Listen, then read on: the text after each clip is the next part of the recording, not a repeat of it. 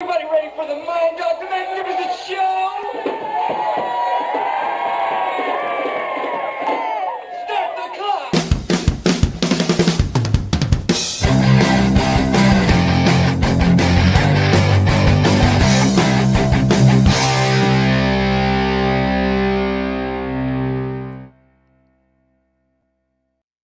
And welcome, my friends, to yet another episode of the Mind Dog TV podcast. I'm Matt Now. Thanks for coming. It's great to have you here as always. Today, we're going to talk about leadership with somebody who is known as the CEO Confidant.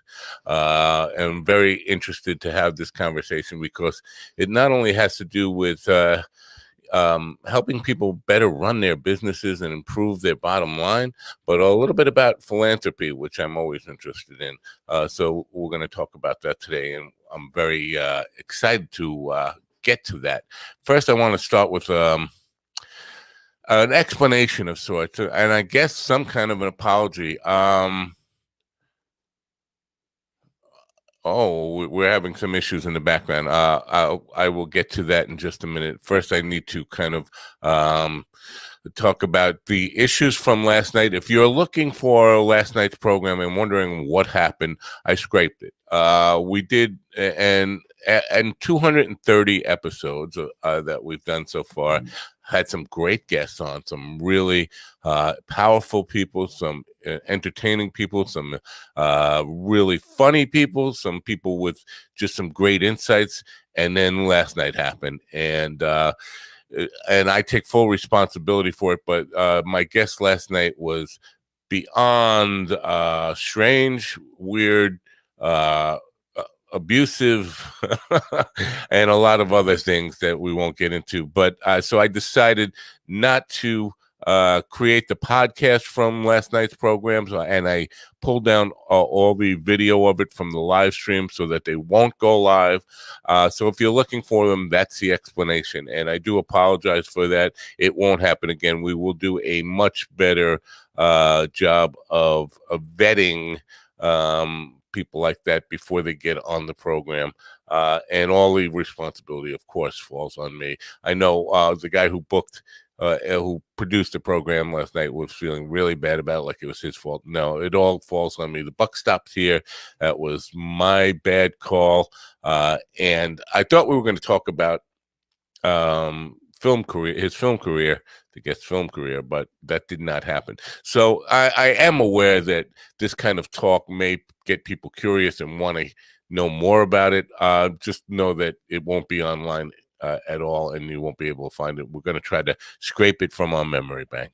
I'm going to do a couple of things here, talk about the product demo that I need to do, run my sponsor, and then I'm going to run a brief music video so I can help my guest get straightened out with his camera situation. He's in the green room right now with some technical difficulties. So while we do that, I will help him. But first, I want to talk about this stuff. This is my Vital C. If you're a fan of the program and you follow, and you're probably sick about hearing all this stuff, my Vital C is this stuff. Is Chris Burris was with me a couple of weeks ago, and he's from SES Research, and we were talking about his new product, my Vital C, that it's not really a new product. It's been out since 2013. But the bottom line is, while he was a grad student in 1991, they discovered this carbon molecule and did some toxicity testing on lab mammals, and found out that not only was it non-toxic, but it increased the lifespan of the lab mammals that were tested 90% or more, without any tumors, without any side effects whatsoever. And so it went through rigorous testing before the FDA could approve it for human consumption in 2013. And humans have been using it since 2013. And so the claim is now that it can increase your lifespan by as much as 90% or more, which of course is an extraordinary claim. And we don't have any 140-year-old humans walking around that we can use to kind of validate that. So that's an unusual claim. And I said, I'm skeptical about it. And Chris said, well, here's the deal. Why don't you try it? I'll send you a bunch. We can try it for free. Have me back in 6 to 8 weeks, and we'll discuss your results. So I've been doing it now. Just today is my 15th day. Oh, we see my guest has got his camera worked out, so we won't have to run that music video after all. So I told him I would be willing to try this stuff and share my results. I will tell you this: I had 13 days of very positive results, and then yesterday hit and not so positive results. I was actually very burnt out yesterday, but for those 13 consecutive days, I had a lot more energy, was sleeping better. The reason I'm doing it on air is simply this, to hold myself accountable, to present it to you, so we have proof that I'm doing it every single day, so that when he comes back on October 29th, we can review the results, knowing full well that I actually did what I said I would do and try it twice a day, every day until he comes back. And so far, the results have been good, except for one day. I can't say anything about the longevity claims that are being made. Obviously, I'm not going to be trying this long enough to say, well, it's going to help me live longer. But I will tell you, it has improved the quality of life somewhat. I've been more energetic, sleeping better, and all that stuff, except for yesterday. So here goes. I'm going to do this really quick and get rid of it. The one thing, I was taking it with a shot of water, chaser.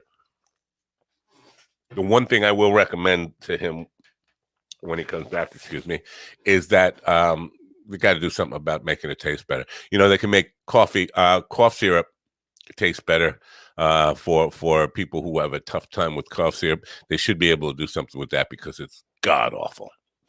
My sponsors today, FundWise Capital, a business lending platform. They're a lender matching platform that gets you the best credit lines guaranteed. You can apply online in 60 seconds or less, and there's no effect to your credit to see how much you can get. Use the funding for anything you need to start or grow your business. That's right, I said start or grow your business. If you don't have a business yet, but you got a solid business plan, they can help you get funding to get your business started. Get the best funding you can qualify for. Their strategic lending matching platform searches through hundreds of lenders to find the best possible options for your unique situation. They have hundreds of 5-star reviews on Google, Trustpilot, and Facebook, and an A+ rating with the Better Business Bureau. They provide unsecured lines of credit at 0% interest for 9 to 15 months, unsecured term loans, loans based on your income, short-term gap funding, or bridge loans. They work with real estate, startups, as I mentioned, franchises and restaurants, any kind of businesses, any kind of project. To get started, it's really easy. Just go to apply.fundwise.com/minddog. That's apply.fundwise.com/minddog. The links will be in the description as always, and I do appreciate you patronizing my sponsors. I hope I get this name right because my guest was having some difficulties, and I haven't had the opportunity to ask him the exact pronunciation of his last name. I am going to take a guess here, and if I get it wrong, I'm sure he'll correct me. Angel Ribo, known as the CEO Confidant, is an influencer, international TV host, public speaker, CEO consultant, board member, and a philanthropist. In the last 25 years, Angel has empowered more than 1,500 CEOs in 33 different countries. He was born in near Barcelona, Spain, and has lived in 8 countries and speaks 5 languages. It's my privilege to introduce him to you. Ladies and gentlemen, please open your ears, open your minds, and help me welcome in Angel Ribo. Thank you. Thank you very much. That was a pretty thoughtful introduction. Thank you so much for being so kind and so patient. Not only to you, but obviously to your audience. Thank you. Did I get your name right? Oh, absolutely. You did. Oh yeah. Good for me. Good for me. I'm happy about that. Totally. You must be pronouncing Spanish names of Catalan people like every single day on your show. That and a whole bunch of other stuff. You know, people from all over the world, and sometimes I'm scared just by reading them. I get names without any vowels in them at all. So Totally. my greatest fear, and I hate to disrespect people by getting their name wrong, and so it's good to know I got it right. So thank you, and thanks for coming here. No, so absolutely. Let's talk a little bit about you and the path that led to where you are today, and your work with CEOs. Can you tell us a little bit about your background? Yes, absolutely. So basically, let's say since I was a kid, although my mom and dad had very humble origins, they always wanted me to learn foreign languages, and I think that was the most important thing that happened in my childhood was that I was taking French lessons because at that side of Spain we were so close to the French border that we were all learning French in the school. But also at the same time, mom and dad wanted me to take English lessons on a private academy in the afternoon, in the evening. So I started to do that, and fast forward, I found myself that I wanted to have a better, professional future, and Spain wasn't enough. Spain wasn't enough. I wanted to. I had been using my French and my English for some, clients here and there, but I said I really want to have an international career, and I decided actually to accept a job in London. And that was definitely the start of my international career, but also the start, I would say, of my business development career. So I started working for, interestingly enough, an American company based in London. And I started to serve many different customers in different European countries. I was communicating with them in French, in Portuguese, in English. I was dating a German girl at that time, so I was actually using even German. So, I was always like using different languages.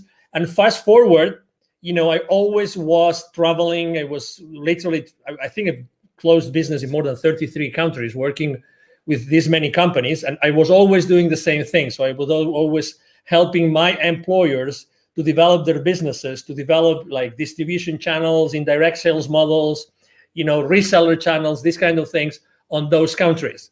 So I always was blessed of having teams around me that were supporting my challenges, and I always was working for the kind of businesses that we were conducting. We always had to reach the C-level, so we always had to reach the high-level executives of those corporations, because actually the amounts also of the deals we were closing were pretty sizable. So, and I was doing that first from Europe, from London. I moved to Mexico, lived there for 10 years. Then I've been living in Plano, Texas for 10 years now. But always the same thing, using this international background and going to so many countries and dealing with so many people with so many different cultures, and always helping them solve their business issues using the technologies or the services at hand. Wow. Interesting stuff to unpack in that stuff. Well, let me just tell you a little bit about my experience and why I'm going to be asking the questions I am going to be asking will probably be revealed in this little bit. I have had many careers. I've been a creative person my whole life and been involved in creative stuff, but I had a lot of opportunities or necessity to take day jobs and careers. Been a marketing director, a technical director, a junior vice president in a corporation with 27,000 employees. Spent a lot of time. Every single job I've had for the last 35 years before I took this. Now I am a CEO, but before I started doing this, my direct report was the CEO of the company.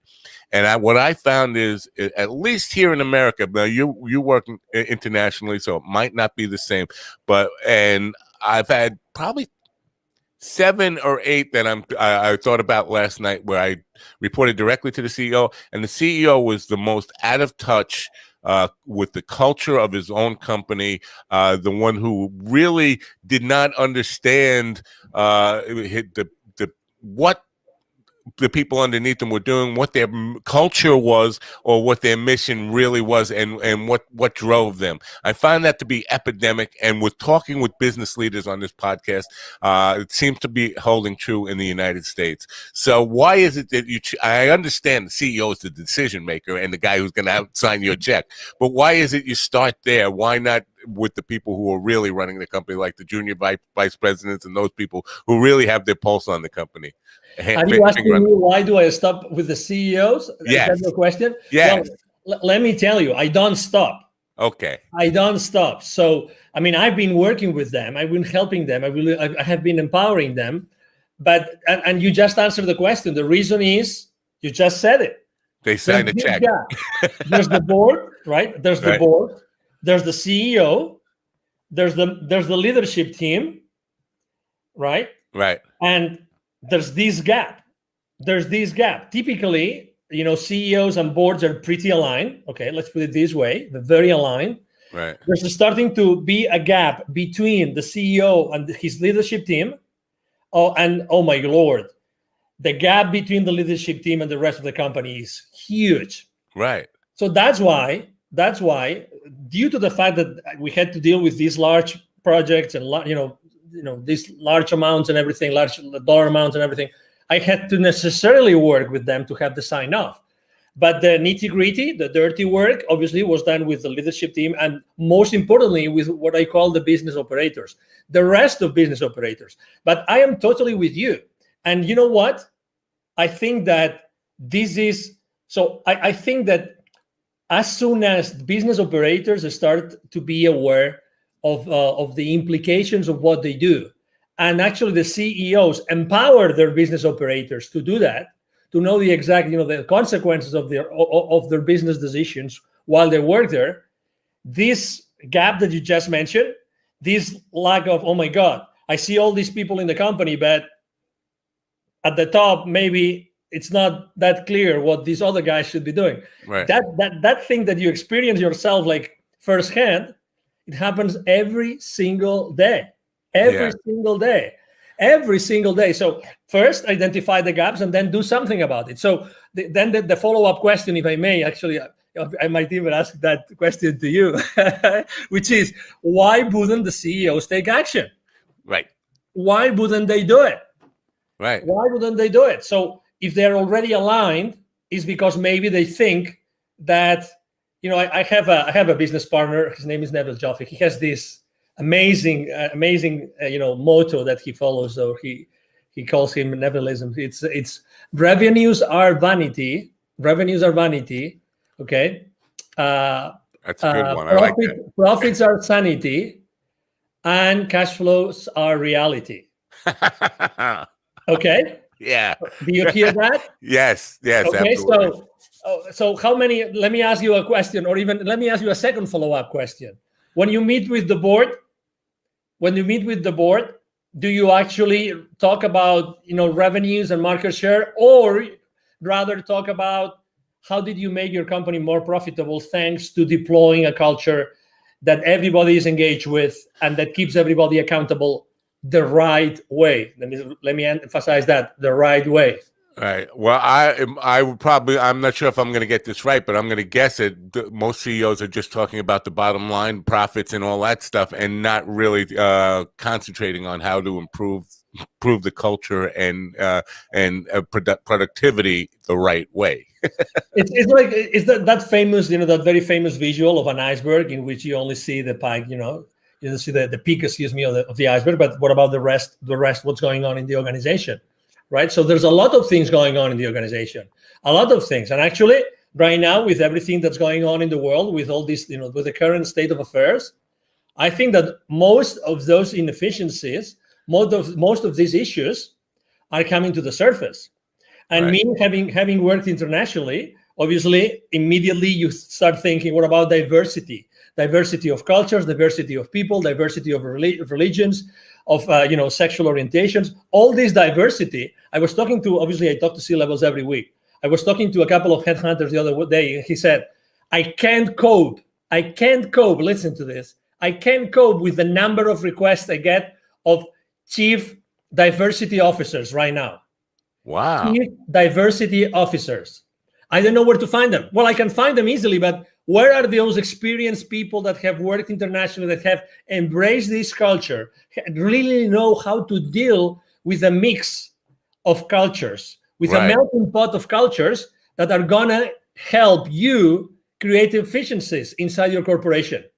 Right. Wow. Well, that's something to unpack there too, because you did mention in your opening statement there about knowing the different cultures of different countries that you've lived in and that kind of stuff. And we talk about culture in a couple of different ways here. There's countries have different cultures and companies have different cultures. Does the cultural influence of a company, is that affected by the country culture Like, is culture, corporate culture, a bigger issue in the United States, say, than it would be in Spain or Portugal or France or wherever, or is it the same kind of challenge? Well, number one, definitely the country where let's say where the headquarters of that corporation is, and I have lived that firsthand. The country of the health where the headquarters of this company is definitely define the culture of the entire organization. Right. And I've myself lived in transitions. You might have lived the same experience. Transition of a company that was fully American, and transition was bought out by someone else in another country. I'm not going to mention it. And suddenly the culture started to change, and it was coming from this other country. Was it better? Was it worse? Well, you can't tell. You can't tell until you start seeing the consequences. You start seeing the implications. You start seeing how does that translate to the way you communicate with the rest of the people, with the rest of your peers, your managers, the people that report to you. And then answering your second question, if culture is, let's say, an issue or can be a challenge in any country, or if countries have the same kind of culture creation problems as we have in the US, I would definitely say yes. I think it really depends on business leaders. And I really think that, again, with all this current state of affairs, that's gonna help everybody a lot. I think that they are realizing that now that the people cannot meet and cannot see each other and cannot meet face to face, they're going to realize that the style of leadership of those leaders becomes much more relevant. You know, you were mentioning maybe they don't get it because they are on their ivory tower, right? You cannot be on your ivory tower anymore because you have to be in how many more times Zoom calls right now? How many more virtual events have you go through? Many more, many more. Right now, it's impossible to hide. You can run, but not hide. I love that. But I'm not sure it's so much, and I'm sure the ivory tower part of it is definitely part of it. But I think, and you'll correct me if I'm wrong, but I think where a lot of CEOs go wrong, or where they go astray, is they start their company with a great what is the word I'm looking for? Intention. So they'll put together a mission statement that has this really glorified sounding and really well-intended statement, and they kind of start working in their business rather than working on their business, and so they're doing the things the tasks that a CEO would do, rather than look at the whole picture of what the company culture is and how it's evolving. Are we staying true to that mission statement that was written when we started the company, or was that just words that we put on a poster and hung over my door, and then now we're actually doing the work and forget about that? But everybody who comes into the company must at least read it and get to know what we were supposed to be about, but we forgot what we were about. And often, and I'm going to want to get to this, there is this idea of giving back in that original mission statement that is totally lost somewhere along the line. Few years in, and you find that your mission statement doesn't match at all what you're doing, and it's just words now. I think that's a big part of it. Do you agree? And if so, how do you get them back on track to that? Picture this, right?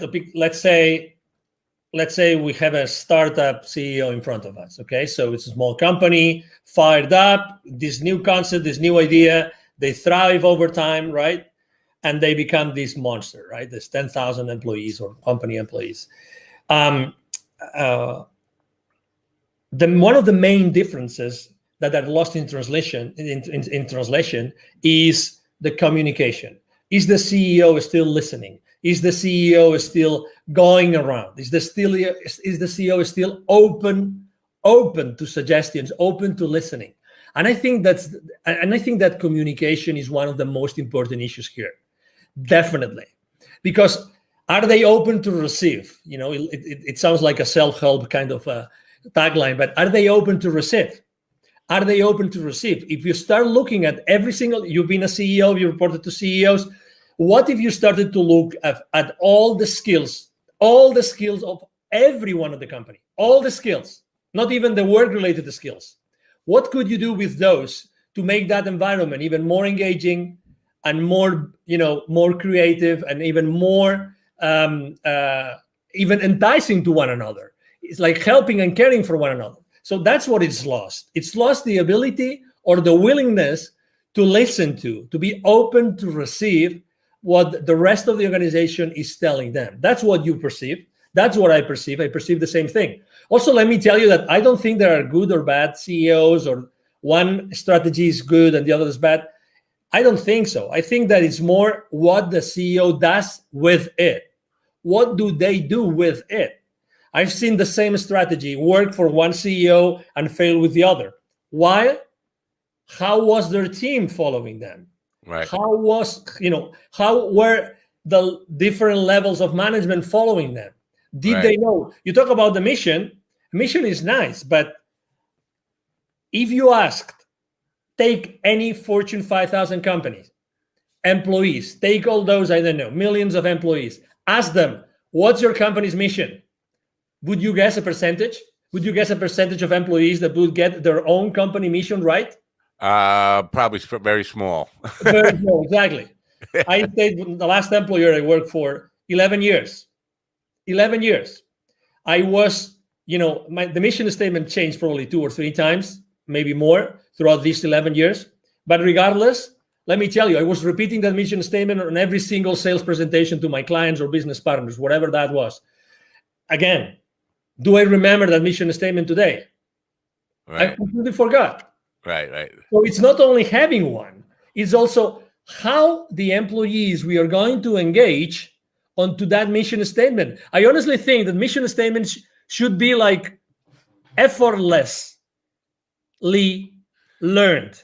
If they are not effortlessly learned, they're not good mission statements. Sorry, I'm a little bit disruptive, so I have to tell you that. But I believe that, at the end of the day, everything is about energy. And I would rather have 100 employees that they were able to figure out what the mission of the company is, because just they see it every single day, every single conversation, every single interaction with suppliers, vendors, business partners, clients. They would breathe that every single day. I'd rather have this 10-word statement than this massive complex, it looks so nice at our, at the entrance of our factory or whatever that is. You know what I mean? Yes, I do. If you are fully engaged, nothing else really is important, because you will follow after what your leader is telling you. Right. So I just want to be clear on something. So, and I agree with what you said, but for our listeners, I want to be clear that a mission statement and culture are not the same thing, and that the mission statement should, and they're related, the mission statement should determine how the culture evolves of a company, but they're not the same thing. And so you talk about people who can't recite the mission statement, and that's very common. But I also find that many people can't identify the culture of a company. I'll give you an example of a small company I worked for, about 50 employees. That I walked through the door, and within 3 days, I could identify what their culture was, and it wasn't a good one. It was identifying problems, not identifying solutions. So everybody in the company, every one of those 50 plus employees, 52 or 53 employees, could tell you what the problem is with their job, why things aren't working, what their problems were with the customers. Nobody was talking about solutions. And when I went to the CEO and I said, you have a culture problem here, he looked at me like I had 2 heads, like, I don't know what you mean by that. And I said, well, your company's culture is identifying problem based. That's what it is. And so there's no moving forward in that. There's no solution based people here that are looking at something and saying, here's how we solve this problem. You have 50 people, and identifying problems is easy. Anybody could do that. You want people who are solution based. So that is common. So identifying being able to recite the mission statement is nice, but identifying your own company culture is even more important, don't you think?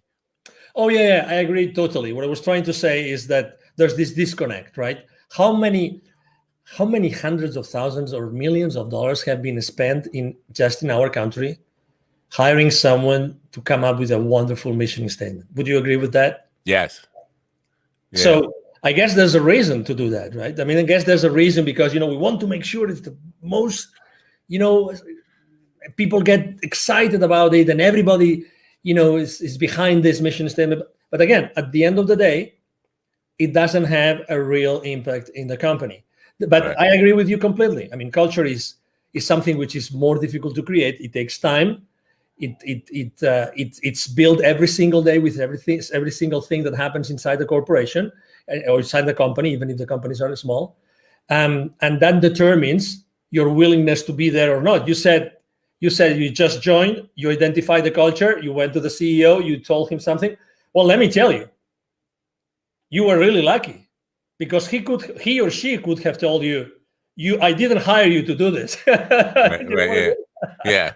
So it wasn't that bad, because at least, okay, so it is what it is, right? But I didn't hire you to find problems, but actually the culture was to find problems. Well, he did hire me to straighten out his marketing department, and that was part of the solution to straightening out his marketing department, was getting everybody in the company working on the same page, because what he had was marketing department creating its own culture and the subcultures within it, but everybody had the unique situation of identifying problems without solutions. But the marketing department had one different belief of what they were working on. The operations and the collections department had a whole different, and sales team had a completely different culture. And so we were going in a lot of different ways. So in some ways, he did hire me actually to at least figure out what his problems were for him, and find out how we should address it. So my solution was to get the entire team together in a big room and have them explain what the culture should be. And anybody who wasn't, and this was a tough sell for him, that anybody who really couldn't adapt to what the new culture was going to be and help us build that culture should start putting their resume together and looking for a job elsewhere. Because I definitely one of the people who believe that if somebody's not helping you pull in the same direction, they're helping you push in the opposite direction, and they're toxic, and they should be encouraged to leave the company. If you're not part of the team, you shouldn't be in the room with the team. What's coming to me as I'm hearing you is I think that the quality of the questions you ask your team also define the results that you get from them. Right. And we tend to use, myself included, obviously, we tend to raise the wrong questions. I try always to not only ask like open-ended questions, but also the how.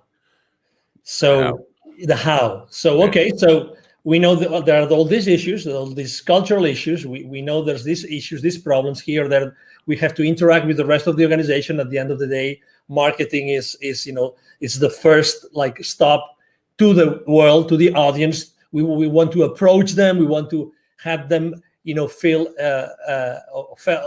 We want them to feel appealed to come to us, etc. But how can we do that? How can we overcome these things? How can we look at this? How can we create something together? And I think that's a big difference between CEO teams which thrive compared to others which struggle a little bit, which is how can we create something together? How can we create something together which is going to replace something else? And we do it taking into consideration the entire team of the company. How? No, not if, not when, but how are we going to do it? The moment that you start asking yourself the right questions, then the conversation completely changes.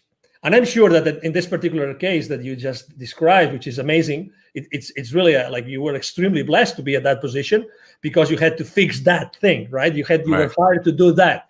Right. So, oh my God, I'm sure that the lessons that you learned there were invaluable because you had to create things. You had to take these people. Okay, so some people weren't on board, other people were on board. At the end of the day, you came up with, okay, let's do this together. We're gonna do it we're gonna do it together. We're going to do it together. How are we going to do it? Everybody's going to contribute to do that. Well, I found that, and what I found in this company was, number one, the hiring practice was based on just resumes. Do they have a good resume? And that was it. So, and that can be a problem if you don't really, if you don't hire with understanding the people that you're hiring, and you're just hiring off a resume, you're going to get people who aren't in line with your culture because you haven't had that talk with them. You don't know their core values and principles, and don't know if they align with yours. And the second part of it, so they hired people without knowing their core values and principles, and once they were in the company, they would never fire or encourage people to leave if they were in fact toxic. So none of the directors or managers of the various departments ever let anybody go because of they didn't line up with the company. And the HR department happened to be run by the CEO's wife, which nepotism I'm always against. But so the HR department was never really held accountable in any way, because how can you hold your wife accountable, right? So they would their hiring practice was really, really bad. And basically, because I think hiring the right people definitely has to be more than just, do they have the skills and education? Do they have the values and principles of what our business is all about? And then comes back to the mission statement and what you want your culture to be. Yes. And honestly, I always think that one time someone asked me, okay, so if you have to give one advice to one CEO, what piece of advice would you give that CEO? And I ask, can I choose a single CEO? And that person told me yes. So please, I would definitely recommend that single female or male CEO to get married and to have a kid, so that he will start receiving the lessons that the kids give us to all of us as parents. Okay, so I'm trying to make a metaphor between what's happening inside the company. Right, I get it. What's happening, inside the company with all of our colleagues, peers, people that report to us, and people that we report to, and what happens inside the family. Never underestimate the power of someone working with you or for you.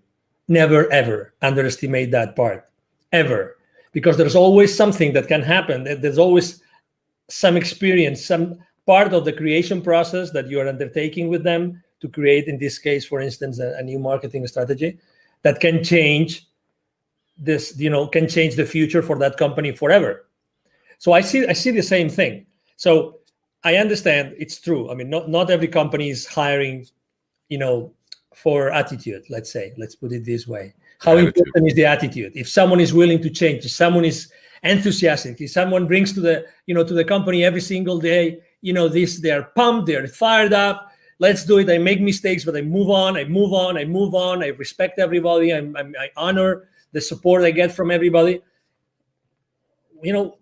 This gentleman, maybe, or this woman this lady didn't have this resume, which was amazing, right? According to the credentials written, but probably, this lady or gentleman, they might have this amazing attitude that's going to make all the difference. Right. And you know that when you have your team meetings, right? You have your team meetings and you have plenty of people around your table. How important is the excitement? How important is, yes, we're going to do this. Come on, we're going to have a great meeting today. And you talk about your wife, your dog, your weekend, your whatever that is.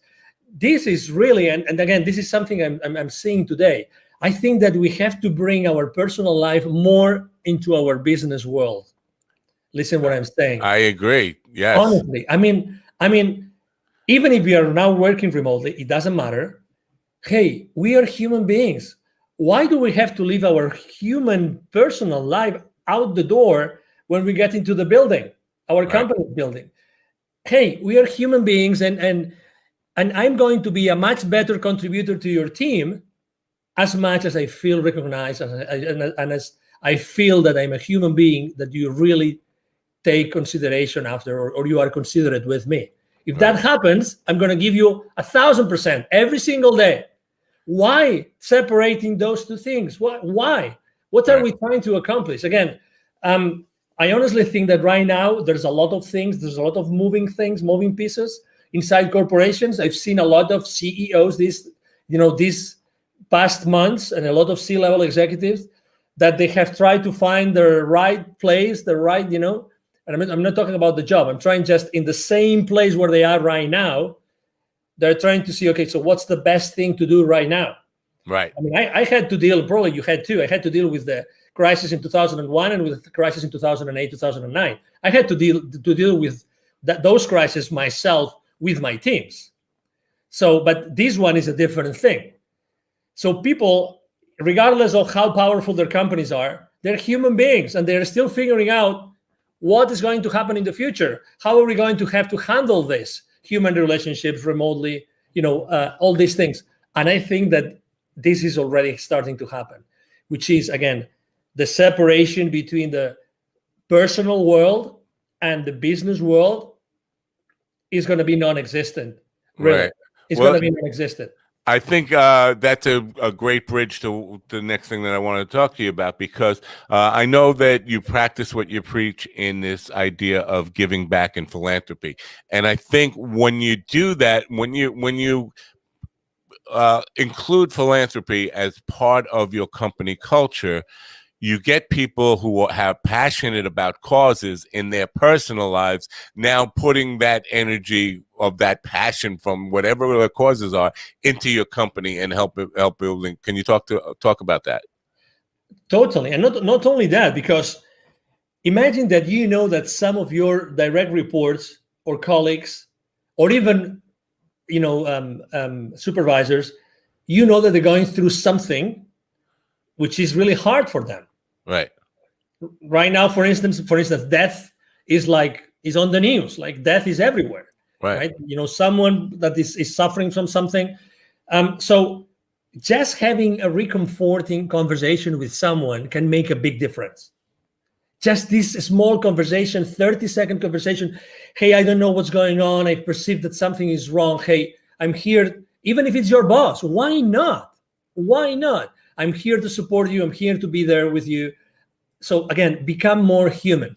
And to your question, I mean, the reason why I started to diligently giving back to the community was because I was traveling so much, and I was seeing so many, communities that were in a hardship, like underprivileged communities, and more importantly, a lot of kids that had to work, that would use their own kids to do things that they shouldn't be doing. A lot of kids outside the manufacturing plants where I would go to see the managers of those plants. I would see all those kids around those plants asking me for hey, would you buy some gum from me? Would you allow me to to keep your car safe while you are inside? So you give me some pesos, these kind of things. So I was so exposed to the realities of this world, which is inequality, right? So right. You can be on the same street, and in 30 seconds of walk, you have the CEO of a multi-billion-dollar corporation, and you have a kid offering you to clean your windshield, kind of thing. So I was seeing that in Latin America all the time, like for years. For 15 years, I was seeing that all the time, until I decided to take action. And I actually had a spiritual experience that triggered my change, my transition, the moves that I made personally and professionally. And I decided to start, Wisdom for Kids, which is, thank you for reminding the audience, which is definitely the foundation that I decided to co-found together with two additional gentlemen in 2017. But the idea was created in 2015 because,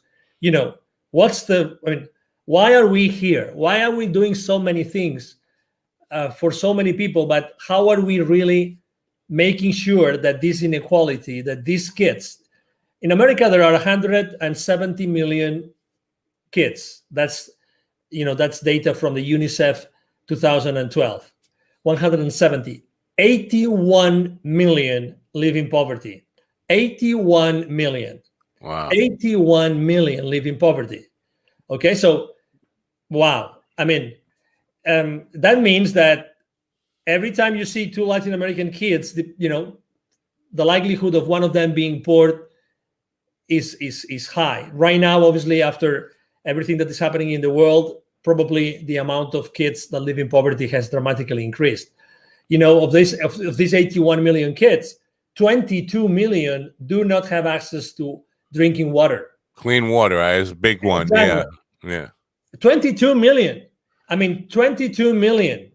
Okay. how many states of the union is it? 22 million. I think 5. Yeah. Okay. So imagine. No, I mean that's a long. That's like Yeah, it's really, huge. it's, Yeah, it's huge. we take clean water for granted in this country, and it's amazing that we are in that place. But so you talk about equality and stuff, and I understand that that's a huge problem. I think what COVID has identified is, in America at least, we've been using this phrase "essential employees" since COVID started, right?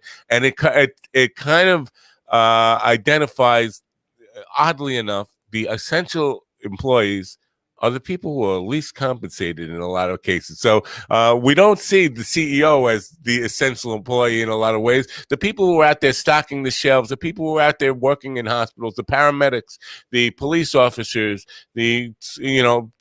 all the people who are we now deemed as essential, somehow they're still on the bottom of the compensation model. I think that needs to be changed. And I'm not, I hate to get into politics. I'm not a communist or a socialist, whatever you want to label me. I just think we need to do more to recognize if these people are so essential, they need to be paid more, and they need to be paid a living wage, something that they can survive on and thrive on. So you want to talk about that a little bit? Totally. And this is again one case, right? You're talking about one specific situation that we see here, Right. intrinsically affecting the the COVID era. It's now October 2020, right? And again, not willing to go down any politics route the same as you, but the question is how do we bridge that gap? How do we bridge that gap? Only a few minutes ago, I heard a very famous TV host talking about a fiasco with a former guest, right? That wasn't intended. That wasn't right. The other day, I was invited. To a show, and that host was at the antipodes of you. Okay, so he was trying to get me in the trenches of polarization since second one.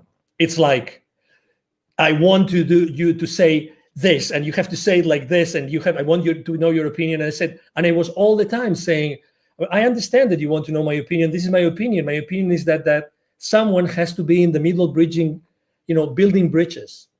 Right. Someone has to be building bridges right now. I have my opinion as anybody else, as any other voter, but someone has to be building bridges.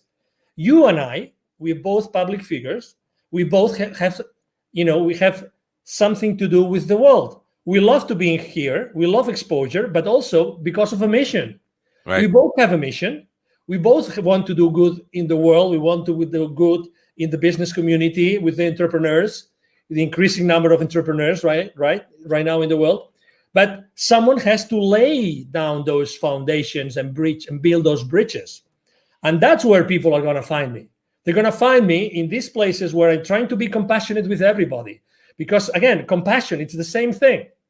Inside corporations, compassion. What is compassion? Where is compassion? What is compassion internally? Right. How do you show compassion? Even to your CEO. The difficult thing is say, no, he is an ABC. Right. Or, exactly. That's the easy way to do. But you, as someone that, you're commanding messages to the audience, right? And you're asking questions. You know that you're changing the world. You know that there are people listening to this conversation right now, and they're saying yes, or they're saying, oh, interesting. Oh, I didn't think of this that way. And then you would have served the purpose of your show and of your life, right? Right. So that's exactly what is our, I think that's our, like our commitment and our role in our lives is to really be the main characters of our lives. Be the main character of your life. Don't get sidetracked because it's so easy. Hey, take responsibility of your life in the sense that be you, be yourself. Wherever you stand in the political spectrum, you name it, be yourself. Right. Be yourself. Do your own research. Stand up for what you think. Right. Be yourself. Don't allow yourself to be grabbed to the left, to the right, to the up, or to the down. It doesn't matter. Right. That's why, and that's why obviously I mean every time I have the opportunity of being able to answer questions like yours, I'm so thrilled. Well, I would call what you just described being authentic. That's how I would label. Be authentic. And there is a great power in that, I think. But earlier you and I forget what we were talking about, but you said it sounds like a self-help type of phrase, and I forget what the phrase you were alluding to. But I think there's first of all, I think there's a big influence of what we self-help stuff in business right now, and what really I find refreshing about you is that you're not calling yourself a coach. The CEO Confidant. I'm hearing from so many people who label themselves business leadership coaches and things like this, and I think we get to the point, and that's a self-help term, and we get oversaturated with that. And I think we're seeing an influx of too many people who want to be coaches and we're losing enough people to coach, if that makes sense. So we have so many people who are you know what, I don't want to work anymore, I just want to teach my knowledge, and I want to share my knowledge and be a coach rather than actually produce anything. And I think that's a tipping point where we're kind of getting close to. So talk about why you kind of steer away from that new agey kind of language in what you do.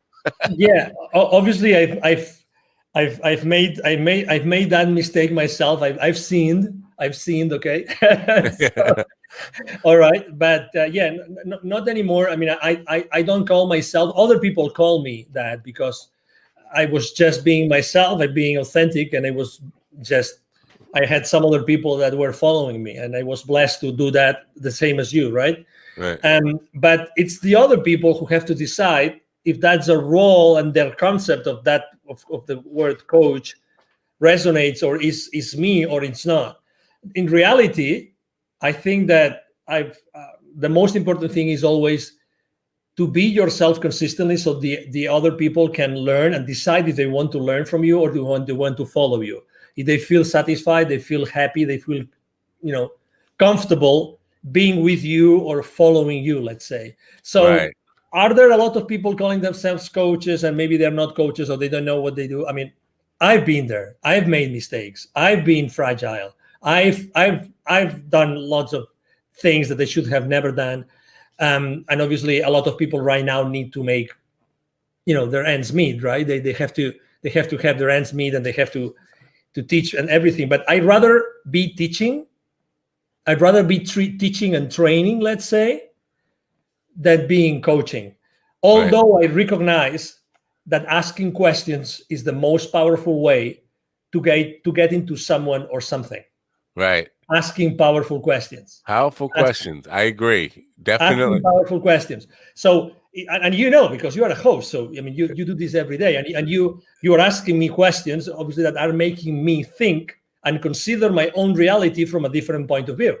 Right. Not everybody's able to do that, but that powerful questions can completely change the game at your guest's mind, but also at the way that your audience is listening to the conversation. When you are in a position, you're an entrepreneur or you are a manager or a leader, and you have a team under you, it's the power of your questions which determines the relationship you're going to have with these people and how you're going to create together with them. Yeah. The power of the questions. The power of the questions. You probably had, I don't know if you've ever co-hosted with someone, probably you have, a show. I always have a hard time doing it. You know why? Because unfortunately, my co-hosts tend to want to make very long questions, like 1 minute long questions. And I hate that.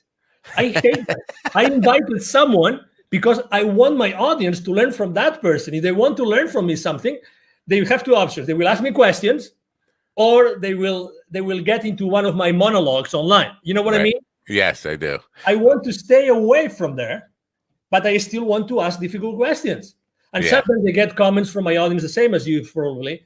Oh, that was a great question. And I didn't think about that question. It was just, oh my God, when you said that, that triggered me that other thing. And then I said, oh, let's ask that. Exactly. I have a reel that I put together. It's called Questions, and it's just a reel of people reacting to the question I asked them. That's a great question.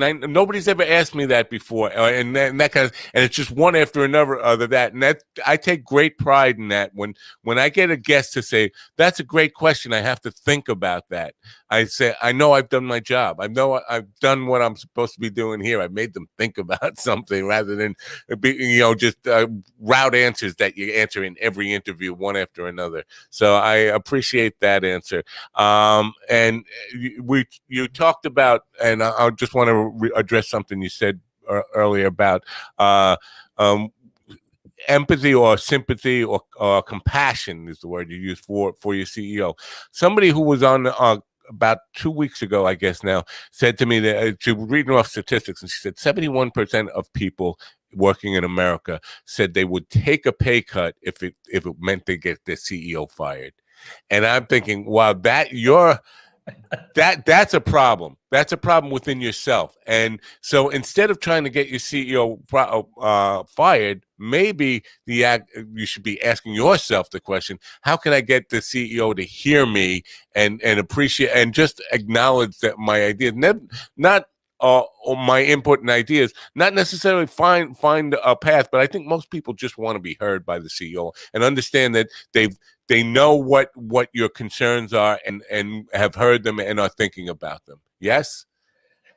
Totally. When I was making this metaphor of a small company, large company, you stop listening to your people. Right. Definitely, they want to be heard. And actually, I mean, the other day I was talking to a GM of a large retail store, and she was telling me like she can reach out to her CEO, and we're talking a multi-billion-dollar company, anytime, and he would respond, even if it was a short sentence. Anytime. That's all you want. Anytime. But also, let me tell you something. I mean, CEOs are so fragile as we are.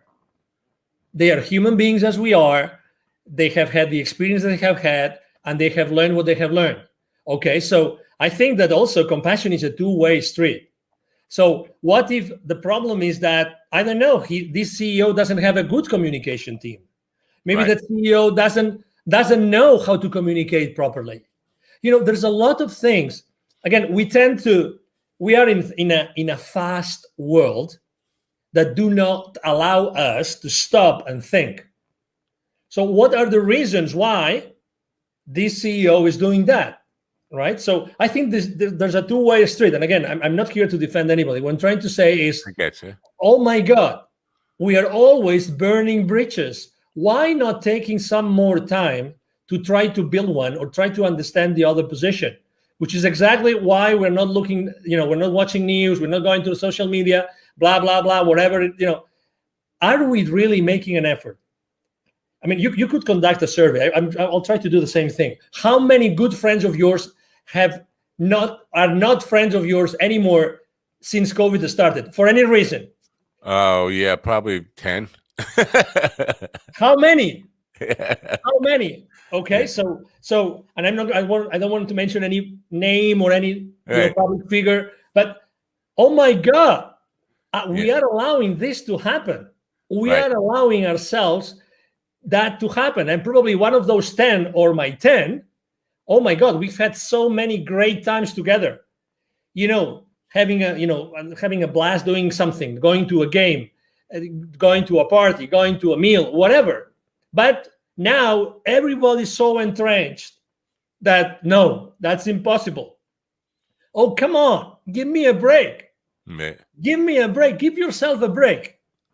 If you and one of these 10 or one of these 10 and me, of my 10 and me, we were one-on-one, it would take 5 minutes to solve that difference that has made us not being as good friends as we were before. Right. So things are much more simple. So that's the same thing that happens inside corporations. You were talking about culture. It's the same thing. They don't know any better.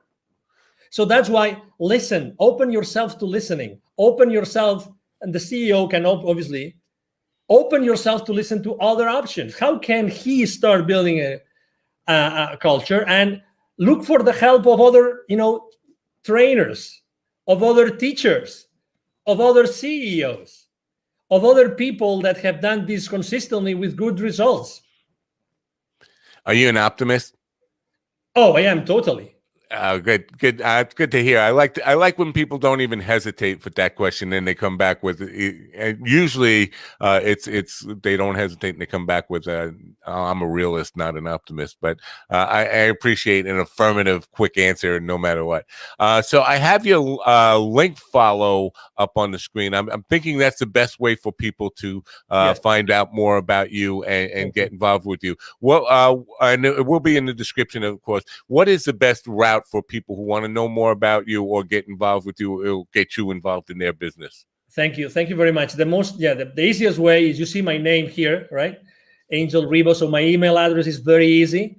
It's angel@angelribo.com, which is my first name, last name.com. Angel@angelribo.com. The link that you see here, there, hold on, there. There. Right. Exactly. So the link that you see there actually takes you to all my social media outlets. Right. So you will see what I do on LinkedIn, which I am consistently there. I'm posting every day. But you will also have access to my nonprofit website, to my Facebook page, to my Instagram page. I have a pretty consistent public campaign going on about really sharing good ideas that unite us all, regardless of where we stand. Good stuff. And it's a great way to end this. Angel, I thank you so much for your time and insight today. We're out of time, but I would love you to come back sometime and have this discussion and go a little bit deeper as time allows and your schedule allows. So, but I really appreciate your time and insight here today. And thank you so much for coming. No, thank you very much, Mind Dog, for having me here today. And obviously, thank you very much to all the audience for having the patience of following us. And it will be obviously a pleasure to be one-on-one with you. Thank you. Great. Thanks. Bye for now. Angel Ribo, my big takeaway from that is listening and building bridges. That's what's gonna be a big takeaway for me from that stuff. I do hope you will check out his link follow, where you'll find out all the information from him, and his nonprofit stuff is really, really important too, and I hope you will patronize that as well. Hope you got something out of this program today, and really will take it to heart. I hope you come back, tell your friends about it, subscribe, go to my YouTube channel, subscribe there, go to minddogtv.com and get on my mailing list so you know when we're going to have great guests on. How else would you know? And questions or comments for me, please, info@minddogtv.com. info@minddogtv.com. Tonight on the entertainment edition at 8 p.m., I have Randall Dean, who is the email sanity expert. And you say, well, entertainment edition, why are we talking about email? Well, first of all, it was convenient to him. I won't lie. The time was just something that he could make. But I do think email, it goes beyond business. It's something we all struggle with. And so I thought it would be appropriate for the general audience to really get a hold on getting more managed emails and not letting email just control our lives, but controlling the email, which is a tool for us. So I hope you'll join me then at 8 p.m. Tonight. Till then, I'm Matt Napa from the Mind Dog TV podcast. Thanks for coming. Have a great rest of your day, and bye for now.